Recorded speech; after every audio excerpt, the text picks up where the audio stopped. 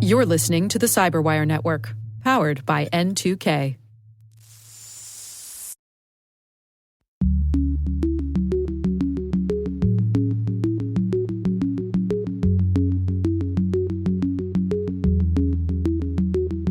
The dreamers and techno-optimists who build things, maybe it really shouldn't be their job to also regulate themselves.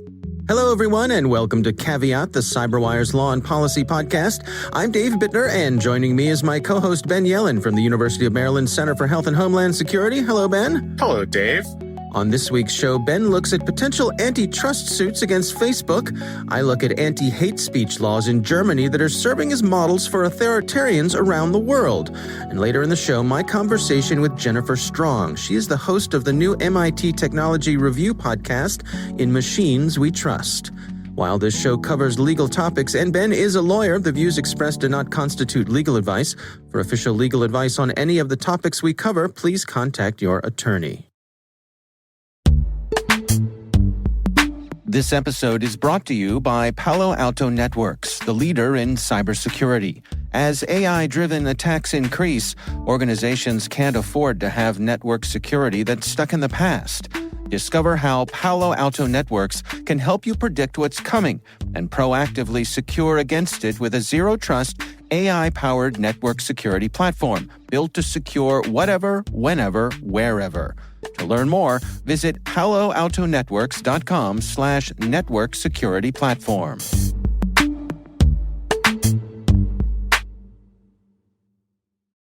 All right, Ben, we got some good stories to share this week. Why don't you start things off for us?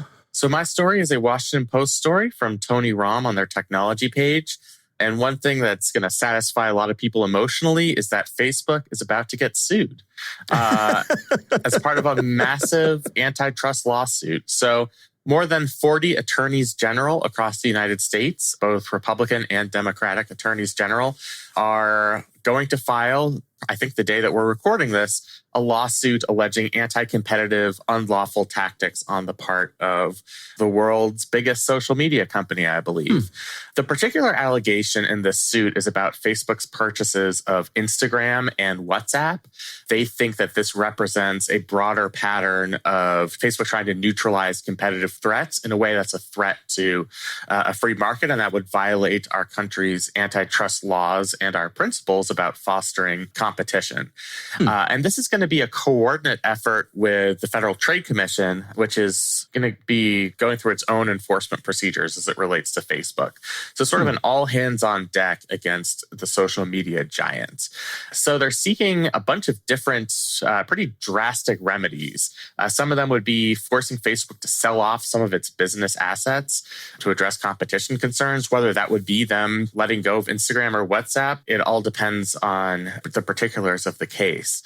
There's some rumor that as part of this lawsuit, state attorneys general are going to petition a federal judge to require Facebook to inform them before proceeding with any significant future transactions. So this would be basically giving a judge a veto point over business transactions by forcing Facebook to disclose these potential transactions to state attorneys general. Now, by transactions, do you mean you're buying up other companies? Buying up and destroying other companies, yes. Do you think destroying is perhaps a strong term, Ben? Yes, it is a strong term. Let's be fair here. Maybe absorbing. Yeah. So let's look at this from Facebook's perspective, because I think that's the only fair way to do it. So Mark Zuckerberg has said that when Facebook purchases, the Instagrams and WhatsApps of the world, Zuckerberg and Facebook is allowing these companies to grow into viable services in a larger market. And he said that there are other competitors in the market, such as TikTok, which Facebook has not purchased, that are still able to thrive. The official statement from a Facebook spokesman, so kind of the company line on this is, quote, a strong competitive landscape existed at the time of both acquisitions. This was looked at by regulators, et cetera, and they rightly did not see any reason to stop these regulators. But I think what these attorneys general are going to allege, and it's backed up by significant evidence, is wide-ranging pattern of anti-competitive behavior, anti-competitive tactics, et cetera. As it relates to WhatsApp in particular, Facebook, when it purchased WhatsApp, promised that it would maintain the end-to-end encryption that makes WhatsApp so popular. But, Facebook has kind of abandoned that as a goal. They've sought to integrate their user data with Facebook's other social networking services, which goes against sort of the spirit of WhatsApp. It's raison d'etre. Pardon my poor French pronunciation there. The other side of this could be that when Facebook has purchased these companies, it's not like they purchased them in order to shut them down. They kept running. They kept doing the things they were doing. Right. It's not like Peter Thiel, buying Gawker for the purpose of shutting it down. That's true. Right. And it's also not like they already had their own existing version of WhatsApp and then they bought WhatsApp in order to shut down WhatsApp, to eliminate the competition that way. So, I suppose this is the broader definition of competition by anything that is a social media platform online.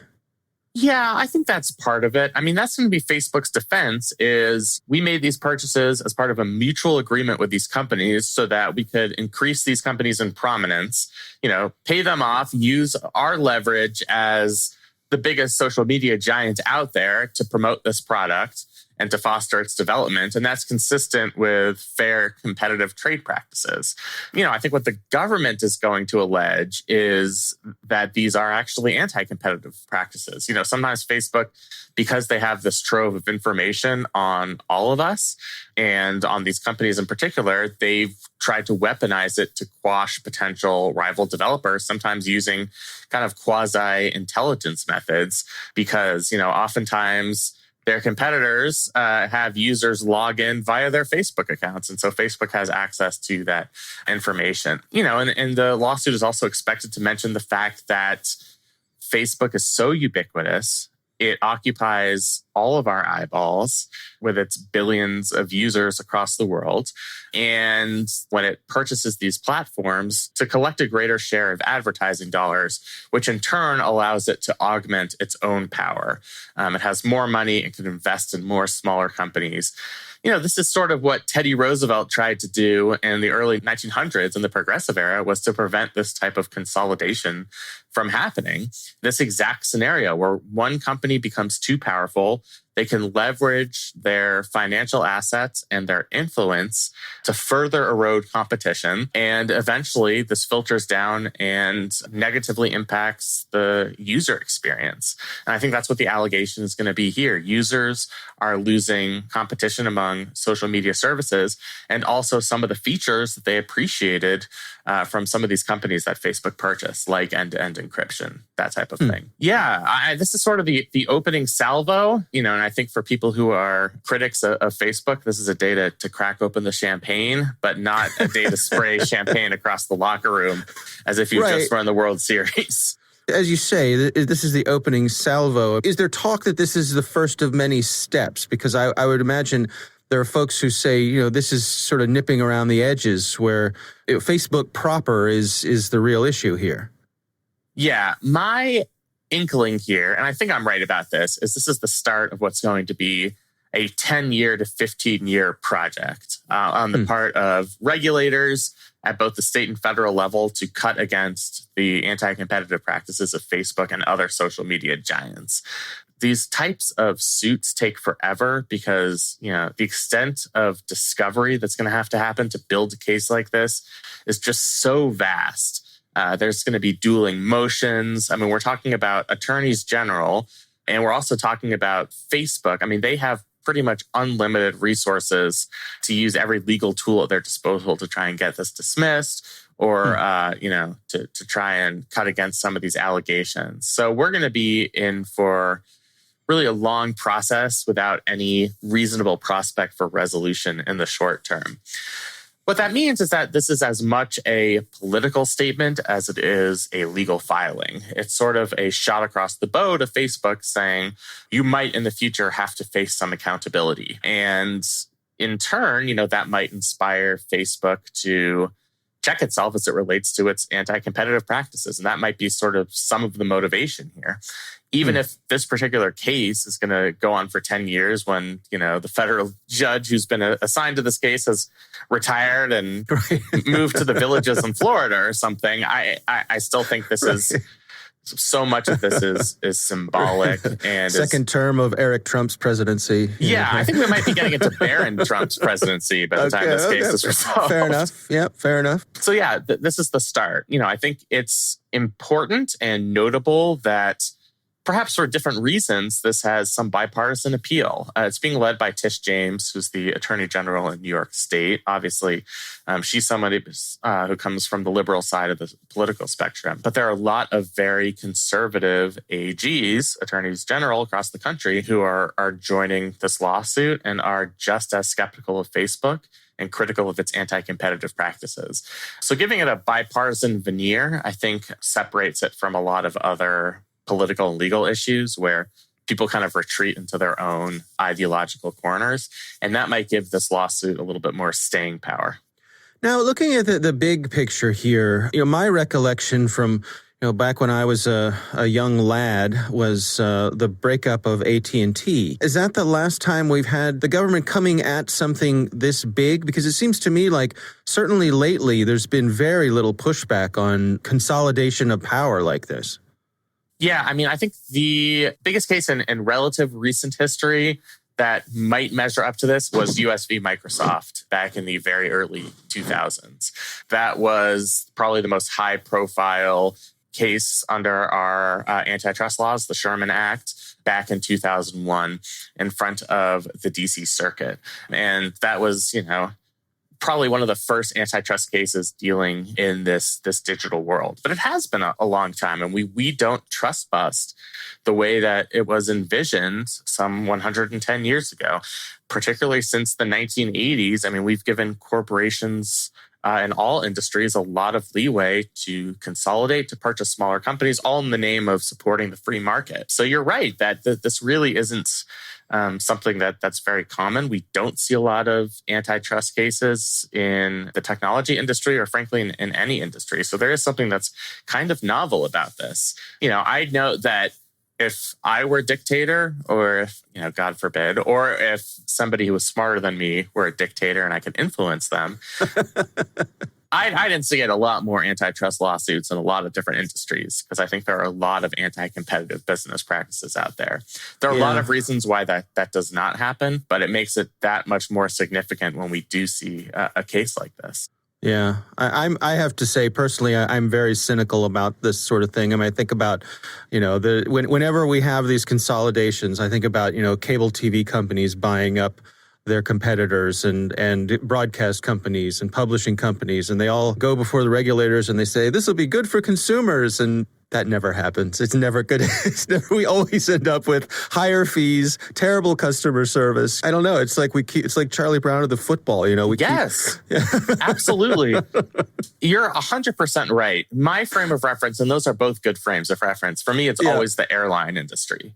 Oh, yeah.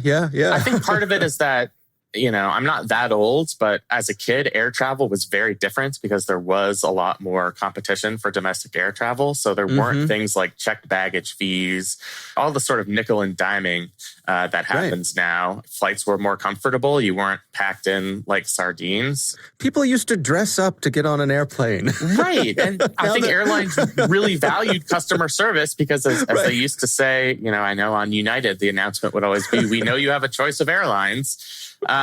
Turns out we don't really have much of a choice of airlines anymore. There's like 4 main domestic carriers because they all, purchased up their competition. And of course, the consumer has suffered. Yes, as a general proposition, flights are probably cheaper than they were a generation ago. But in terms of the user experience, it is considerably worse.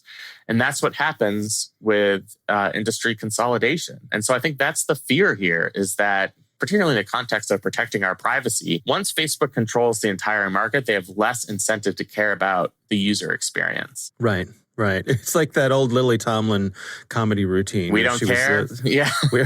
We're the phone company. We don't have to care. Exactly. That's exactly what it is. That's exactly what it is. Yep. Good times. Mm-hmm. All right. Yeah, interesting story, and we will buckle up and for the next decade or more to watch how this plays out, right? Yeah, they're going to have to keep this podcast going for a decade so we can follow the progression of this case. Oh, boy. Yeah, buckle up, Buttercup. Here we go. All right. My story this week comes from the folks over at Foreign Policy. It's titled, Germany's Online Crackdowns Inspire the World's Dictators.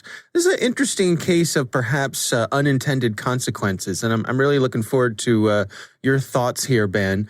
So the German government was dealing with a bunch of right-wing extremist violence, and one of the ways that they pushed back on this is they enacted tough new measures against online hate speech. And part of this involves having restrictions on the social media companies like Facebook. And initially, Facebook had agreed to a voluntary deal where they would remove content that Germany had deemed illegal within 24 hours. But surprise, surprise, Facebook was a little slower than the German officials would like them to have been. Man, we're really ganging up on them today. I know. Well, I have a feeling they're going to delete some of my pictures in retaliation or something. Right, exactly. Poor Facebook. Facebook. They enacted a new law which imposed what they call an intermediary liability for social media networks. And with this, any content which is manifestly unlawful must be removed in a time frame of 24 hours. For all other unlawful content, the deadline is 7 days, and failure to remove illegal content is punishable by fines of up to 50 million euros, which is about $55 million. Now, the folks who look out for these sorts of things, they say that this gives the private sector the role of policing this sort of online free speech, and there isn't any transparency or due process. And what's interesting about this is that some authoritarians around the world, countries who are not so interested in free speech, have basically taken this example from Germany and copied and pasted it into their own rules for online discourse and are using it to clamp down on free speech. So, again, the folks who are interested in free speech around the world, they're saying, be careful what you ask for. This is, Germany went at this with all good intentions, of course, but be careful of unintended consequences. What do you think here, Ben? It's a fascinating story. I mean, I think we have to look at this from a couple of different angles. Germany comes from a unique place in their political history. Right. As part of their kind of denazification process, they have relatively not anti-free speech statutes or practices, but they have a culture of prohibiting speech that evokes its most morally objectionable period. So, you are prohibited from spewing Nazi propaganda in Germany in a way that you are not prohibited from doing in the United States. And that's part of their political culture born out of their history. So I really do trust that they had good intentions here. And we talk about all the time the danger of disinformation or abuse and harassment that comes from online communication. So I think you have to respect, if not the means to achieving this goal, you have to respect the goal in and of itself. But I think the broader lesson here is the slippery slope once you institute these types of content-based restrictions on speech. And that's why our political culture is so gung-ho about protecting our First Amendment rights and protecting against these types of content-based restrictions where the government or the private sector are regulating certain categories of speech, because that can lead you to a place like this article mentions where governments might start censoring criticism of themselves or other information that they think would be harmful for the public to see because, that might cut against the government's own propaganda efforts. So I think there really is a lesson there. It is the law of unintended consequences. I don't think when Germany passed this law, they were considering that authoritarian countries would use this as a model in their own countries to stifle opposition, to stifle criticism of the government. But that is the logical endpoint of many of these types of laws. And it kind of, despite all of the trouble that comes with it, it kind of makes you appreciate our own political culture, which is generally very skeptical of these types of laws. Yeah. One of the things this article points out that was interesting to me is that this provides cover for those authoritarian governments. They can say, look, we're doing the same thing that Germany does. We're not doing anything different. Germany is a country that's committed to democracy and the rule of law and human rights. And, we've pretty much just copied their policies. So to the rest of the world, what's your beef here? We're just following the pattern of powerful democracy from Europe. Right. This is an advanced Western democracy. They're very enlightened. All we did is copy and paste their statute. I mean, so much of it is going to be in the enforcement of it and what kind of speech is considered the type of speech that could be censored on social media platforms.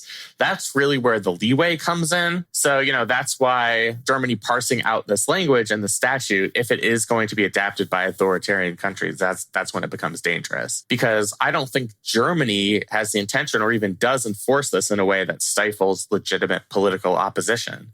But the plain letter of the law would allow governments to do this. And that's exactly what they have been doing in countries like Venezuela, Vietnam, India, Russia, Malaysia, and Kenya are the ones that they mention in this article. And, the definitions that these governments come up with of the type of speech that can be banned ends up being overly broad.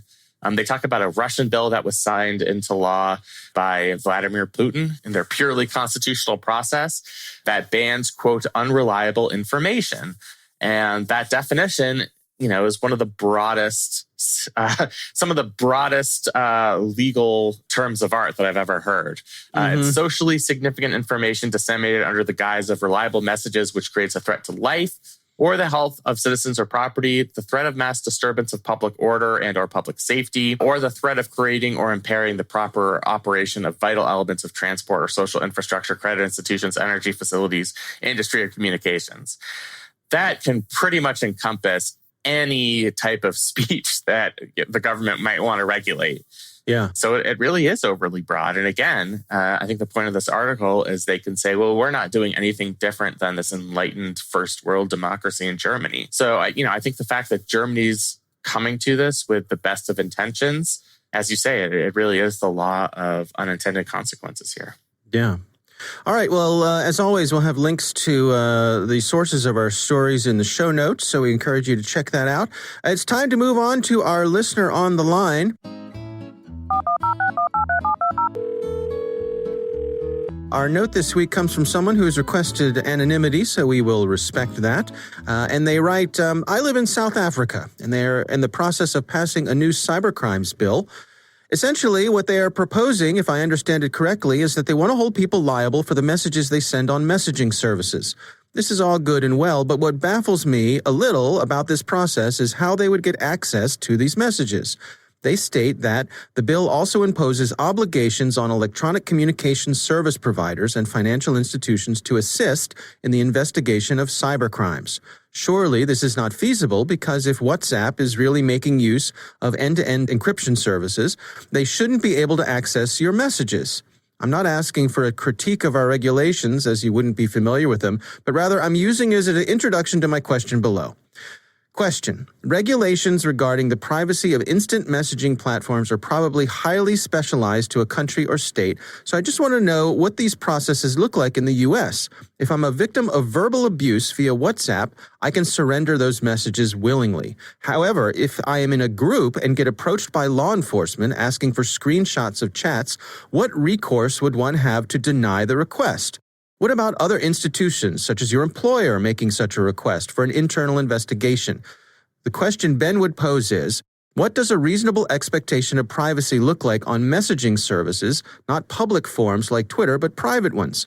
I suppose one would need to be very careful when denying a request because if someone else obliges such a request, you may be able to be seen as complicit in whatever act was being perpetrated, possibly indicating that we don't have a reasonable expectation of privacy. All right, Ben, there's a lot here, but I think it's a very interesting question. What do you make of this? Oh, it's a great question. I'm very glad this listener wrote in.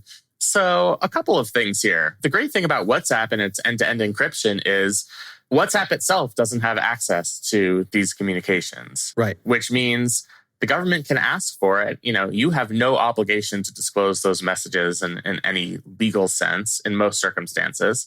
And the third party doesn't have access to these communications themselves. So they are completely out of luck as it relates to those end-to-end encrypted applications. Even on other services where you don't have end-to-end encryption, your email transactions, the prevailing wisdom in our legal system is that you do have a reasonable expectation of privacy in the content of your communications.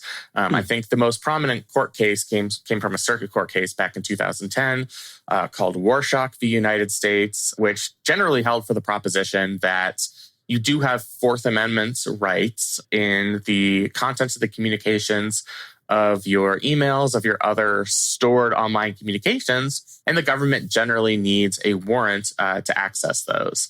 I should mention there's been a legislative effort as it relates to both just your standard stored communications and, frankly, encrypted applications to cut against these rights and to give the government a mandatory backdoor to access these communications for law enforcement purposes. We've talked about legislative efforts in the United States Congress to do that. I know that's something that's been supported by the current Attorney General of the United States, William Barr. So this is a dynamic area of the law that's subject to change. But for practical purposes, you do have a reasonable expectation of privacy in the content of your communications. That's something that our court system has emphasized repeatedly. A case I always think of in the context of these questions is Riley v. California, where the Supreme Court said the government needs a warrant to access a cell phone incident to arrest because, cell phones are basically part of our bodies. They contain all of our deepest and darkest secrets. And so we certainly have an expectation of privacy in the contents of our cell phone. And I think that's a principle that's been pretty strongly adopted by the Supreme Court. Well, there's a couple other details here that this listener is asking about. First of all, what about in a group chat? Is there anything different that comes into play in a situation like that? It's not different in a group chat in terms of access by law enforcement. The risk you run in a group chat is that members of the group have access to those encrypted communications. Right. Somebody's going to rat you out. Someone's going to rat you out, yeah. And you have you've lost your reasonable expectation of privacy. In other words, you should not trust your friends in the group chat. Right. We've talked about these types of cases a million times, but this is a principle that developed where the mafia cases back in the 1960s and 1970s where, people would divulge incriminating information to their buddy who was wearing a wire. They'd say, well, this is a violation of my Fourth Amendment rights. You have no control over the person that you tell information to. Once you've told them that information, they're going to do what they're going to do. If they want to rat you out to the government, you're basically out of luck in those circumstances. If every member of the group, though, wants to protect those private encrypted communications, then those same constitutional rights that I discussed certainly still apply. How about for the employer, for an internal investigation? That gets, a little bit more complicated. You generally have fewer rights as it relates to your employer because, there could be some term of your employment that grants them access to all, online communications in the course of your employment. And, so when we're talking about end-to-end encrypted applications, I don't think you have any obligation to retain those if you don't want to.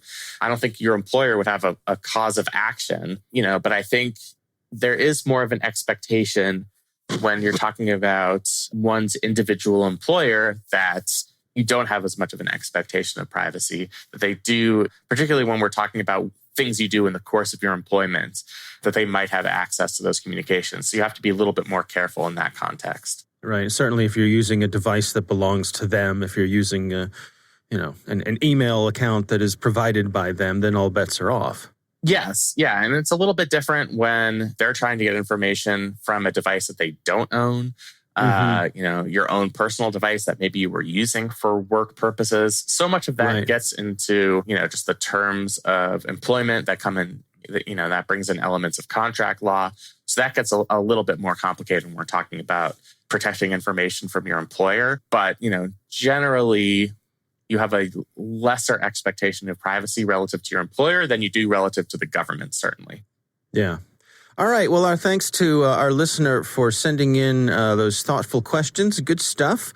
We would love to hear from you. You can call us and leave us a message. It's 410-618-3720. We might use it on the show. You can also send us a message to caveat@thecyberwire.com.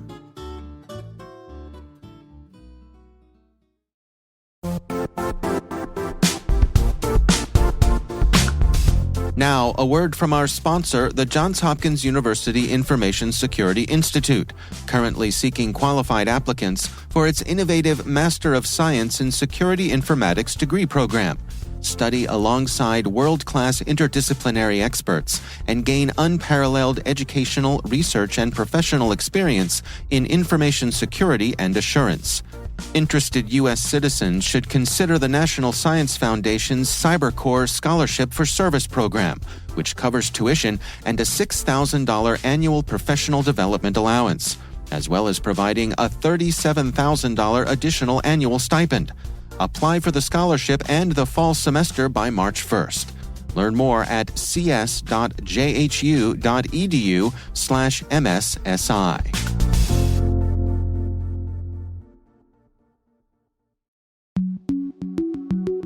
Ben, I recently had a great conversation with Jennifer Strong. She is the host of the MIT Technology Review podcast, In Machines We Trust.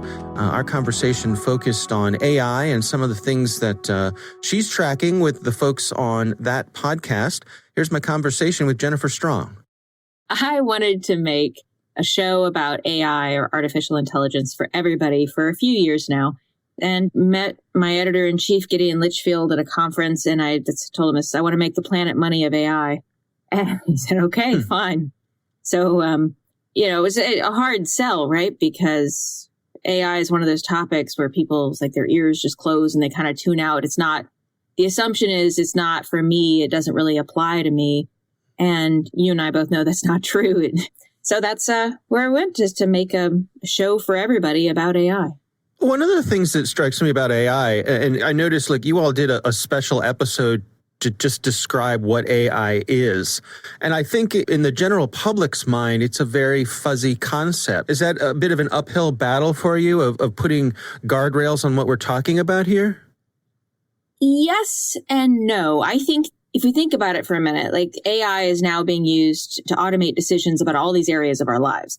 So I think with like the general public, or when I call and explain this to my dad, it's like, no, this decides who goes to jail on some level, right? It helps inform who we arrest and who we give bail to, and whether you get a mortgage, or, whether you look like you're cheating on an exam, whether you get into college. So databases that look at you as you're shopping for groceries and decide whether you might be a shoplifter from some database somewhere.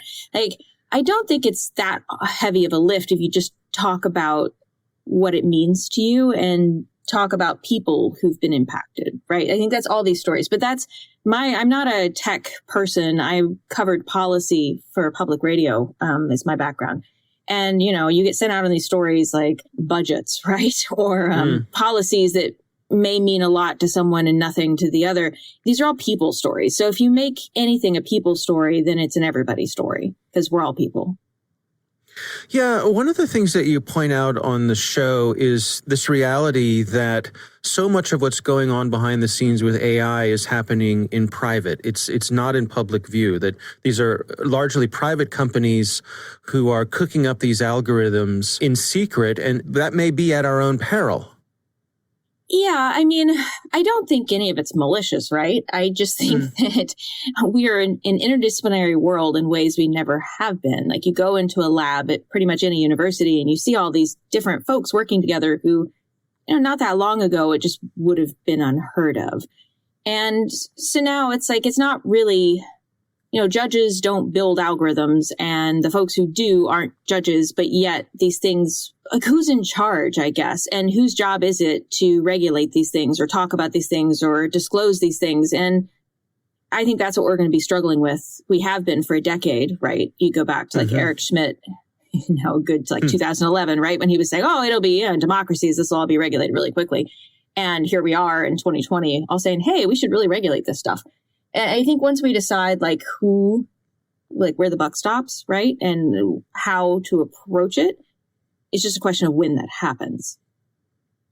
Yeah, I think back that there was a time here in the U.S. before we had a Food and Drug Administration.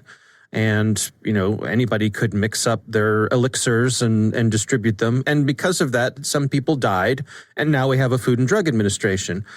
And I don't think it's too far off to wonder if we need something like that for some of these social media platforms to say, before you release this to the general public, we need it tested, we need it verified, we need someone with authority to look over it and make sure it's not going to do some damage.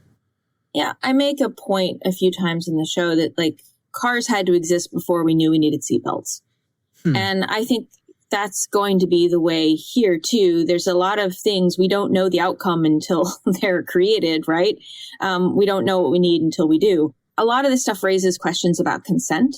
A lot of it, to me anyway, I think as a tech reporter who writes about Face ID and who lives here with kids and drives around, I didn't know about Face ID being used at the toll booths that we drive through all the time until I did, right? And now that I do, I can't unsee it. And I think there's going to be an aha moment for probably most folks where they realize that they need to participate, ask questions. And that's really what all I'm trying to do is just let people know what exists, find out what exists, and start a conversation. Well, and several of your episodes go through facial recognition and how it's being used. Can you take us through some of the things you learned there? Well, we did 4 parts on facial recognition and policing. And it's such truly a meaty topic for us. We've gone and we visited other topics like emotion AI and looking, COVID tracking. We've worked on other topics as well, but we're returning to do 4 more on Face ID just because, again, it's a meaty topic for us because it's easy to show people where it is and what it might, mean to them personally, like where they'll find it. Anyway, in terms of what we learned with policing, we learned is that police departments are struggling with this topic in towns big and small, and they're all coming to different conclusions. And there's not any overarching policy or set of plans in place. Some folks are fine using Clearview, which operates by comparing their images against our social media images that we don't keep private. Others don't think that that's okay, and so they won't use Clearview.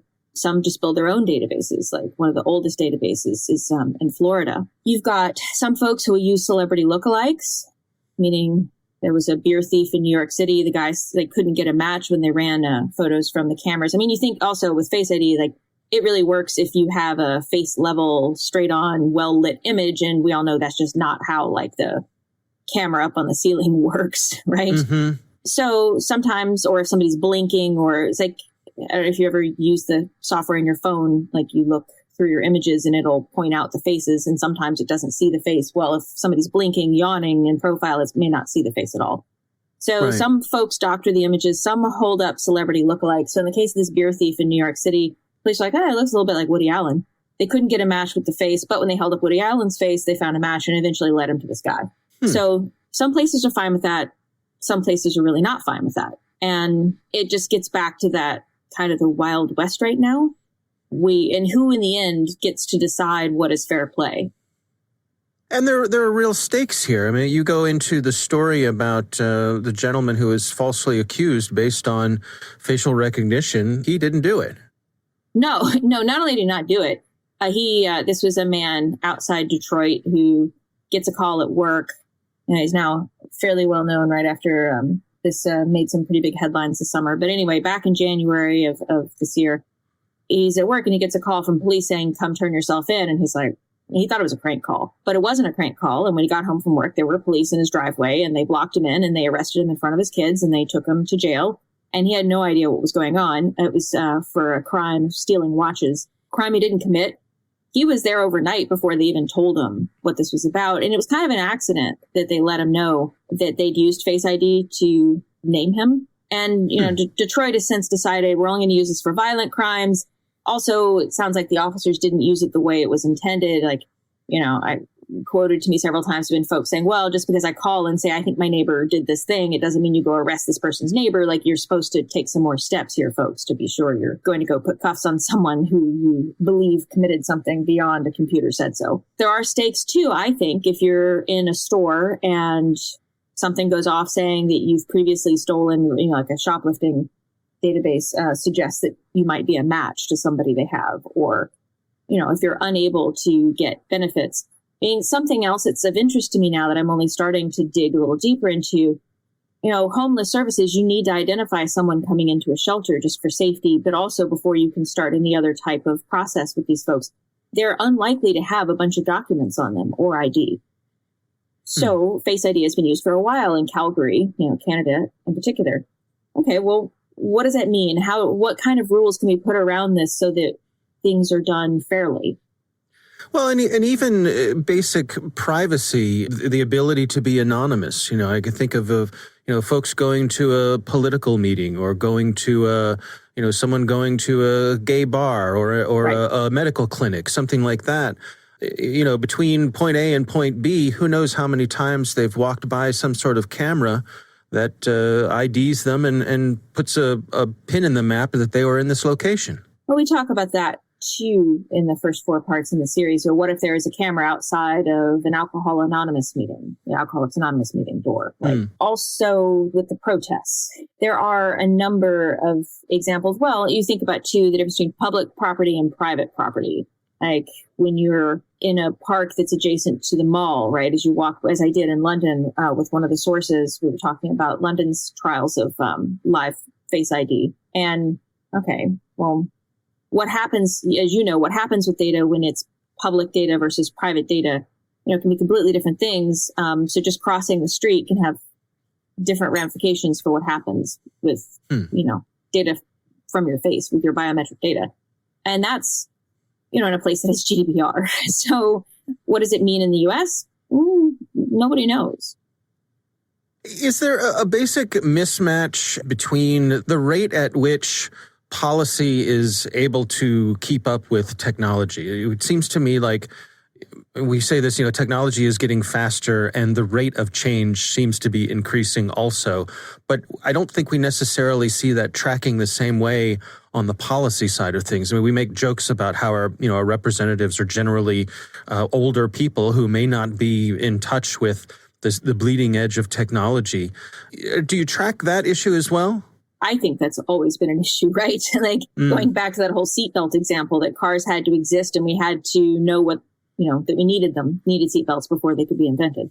So I don't think that's new. Yeah. Is it a problem? Getting back to that, who is supposed to be the one to know what it is we need? Is it folks who call it the Facebook?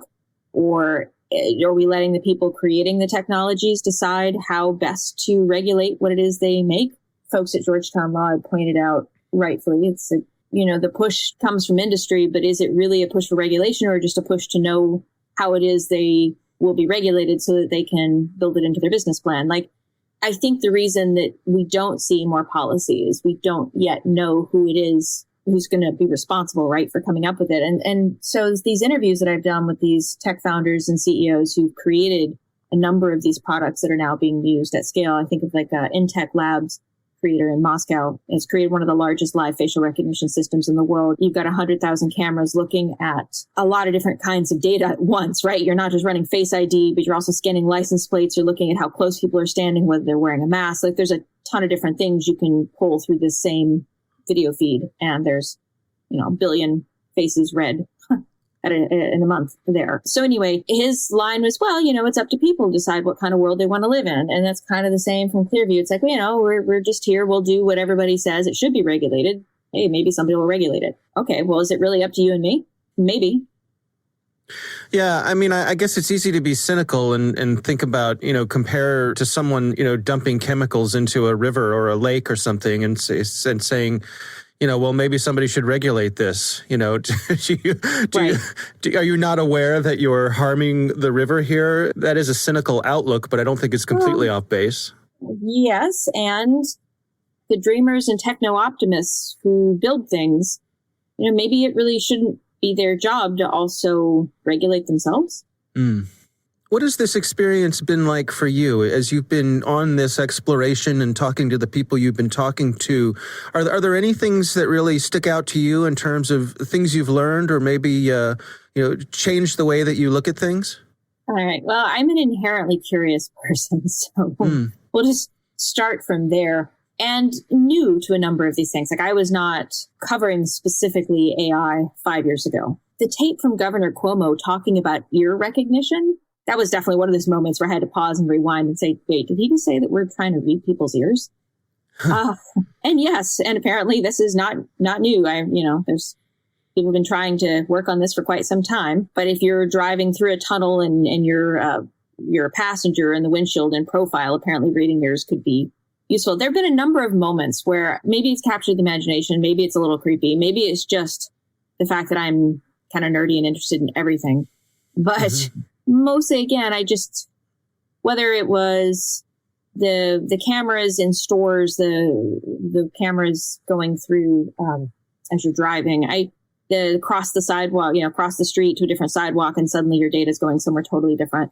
Thinking about what this could mean for anything like your social media profile impacting your insurance rates, like what it means for your kids. So all of our kids on Zoom school right now, like mine in the other room here, and realizing that when their tests are being proctored, right, there's a decent chance that AI is deciding whether or not they're being honest. Thinking about ways in which it could be super useful for our cars to know that we might be drowsier, that, if they could engage with our Fitbits or our smartwatches or whatever else, and know that maybe we're a little short on sleep, or, that we're in a hurry, and help us out. The flip side is like, okay, 5 years from now, what does our data trail look like? And what does it mean? Right. And who's in control of it? Right. And I think at least the path we're on, the answer is nobody and nothing, maybe, and everything. It sort of depends. That's what gets back to the heart of why I want us to have all these conversations. Not because I claim to have any answers or suggestions for the way forward. I just want us to all be having the conversation so that maybe we can come up with something. All right, Ben, what do you think? Some of these interviews are uplifting. This one, not so much. It kind of got into a dark place. That was an excellent interview, and she gives some great insight. She's obviously smart in her field. Highly recommend her podcast. But it kind of left me in a place where I worry about where we're going to be vis-a-vis our private information in 5 to 10 years. I thought the metaphor she gave about how we needed to drive cars before we knew we needed seatbelts was just very apt as it relates to tech companies collecting our private information. We need to use them before we know how much privacy we need. And that leaves us all vulnerable, particularly when we have policymakers that are not very dynamic, that don't adapt along with technology, where there's often this significant lag time. So, I don't know about you, but it certainly didn't leave me in a happy place. No, I mean, I'm a cautionary tale, but as you say, great to have Jennifer on our show. I highly recommend the In Machines We Trust podcast. Really well done, really interesting stuff over there. So worth a listen, check it out. And we appreciate Jennifer taking the time to join us. And now, a word from our sponsor, SpyCloud, the cybercrime analytics leader. SpyCloud disrupts cybercrime by telling you what criminals know about your business and your customers, so you can take action to prevent ransomware, session hijacking, account takeover, and online fraud. SpyCloud constantly recaptures and analyzes new data from the criminal underground, including credentials, session cookies, and PII siphoned from malware-infected devices. With knowledge of the specific exposed data criminals have in hand from InfoStealer malware on managed and unmanaged devices, security teams can respond with a more efficient and effective process called post-infection remediation that fits seamlessly into existing incident response frameworks. Get SpyCloud's post-infection remediation guide outlining the 7 steps for preventing a malware infection from becoming a full-blown ransomware incident. Visit spycloud.com/cyberwire. That's spycloud.com/cyberwire. And we thank SpyCloud for sponsoring our show.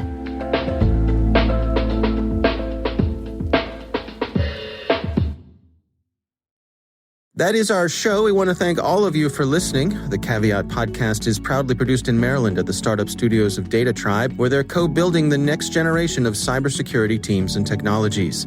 Our coordinating producers are Kelsey Bond and Jennifer Iben. Our executive editor is Peter Kilpie. I'm Dave Bittner. And I'm Ben Yellen.